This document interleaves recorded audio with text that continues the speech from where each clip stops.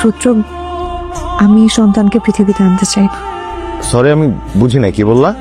পুত্র, যেখানে আমাদেরই কোনো নিশ্চয়তা নেই, আমরা কিভাবে চলবো আমরা জানি না, সেখানে এই সন্তানকে পৃথিবীতে আনার তো প্রশ্নই আসে না।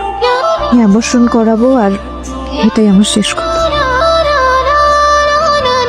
পল্লবী, দরজা খোলো।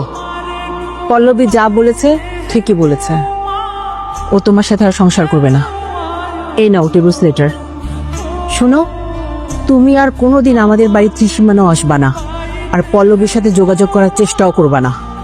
মা, মামার কথা শুনে মা, মা প্লিজ দরজাটা খোলেন। মা, আমি পল্লবীর সাথে একবার জাস্ট দেখা করবো। মা প্লিজ একবার দেখা করবো পল্লবীর সাথে, আমি একবার কথা বলবো ওর সাথে। মা,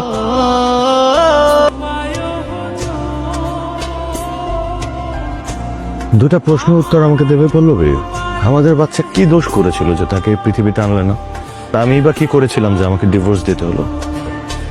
তাহলে আমি এবং আমার মা রুদ্রর জীবন থেকে সারা জীবনের জন্য সরে যাব। আমরা ওর সাথে সব ধরনের সম্পর্ক ছিন্ন করব। এখন তুমি কি চাও রুদ্র পরিবার হারা হোক? আর একটা ব্যাপার, তোমার এই পেটের বাচ্চা ইমিডিয়েটলি অ্যাবর্শন করাবে, আর নাইলে রুদ্রকে আমি খুন করে ফেলবো। কেমন ভাই আপনি? ভাই হয়ে আর এক ভাইয়ের সংসার নষ্ট করছেন, সেই ভাইকে আবার মেরে ফেলতে চাচ্ছেন। আর আপনি যে বাচ্চাকে অ্যাবর্শনের কথা বলছেন না, এই বাচ্চা আপনাদের বংশেরই সন্তান। চুপ! আর একটা কথা না, একদম চুপ। ডিভোর্স পেপার দিচ্ছি, এখন সাইন করবে, আর নাইলে তোমার বাপকে আমি এখানেই মেরে ফেলবো, এরপর তোমার মাকে। সাইন ইট।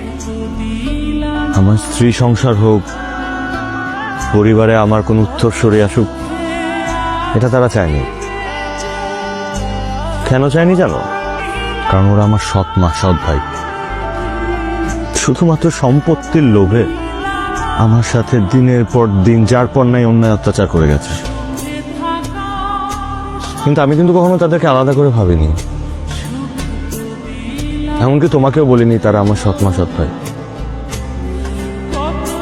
সূত্র, আমি আসলে সবটাই জানতাম, কিন্তু জানি বেশি দিন হয়নি। কোথায় যাচ্ছ রূপা? আমার সৎ ভাইকে মোকাবেলা করার জন্য। কিন্তু আমার কত জায়গা না সেখানে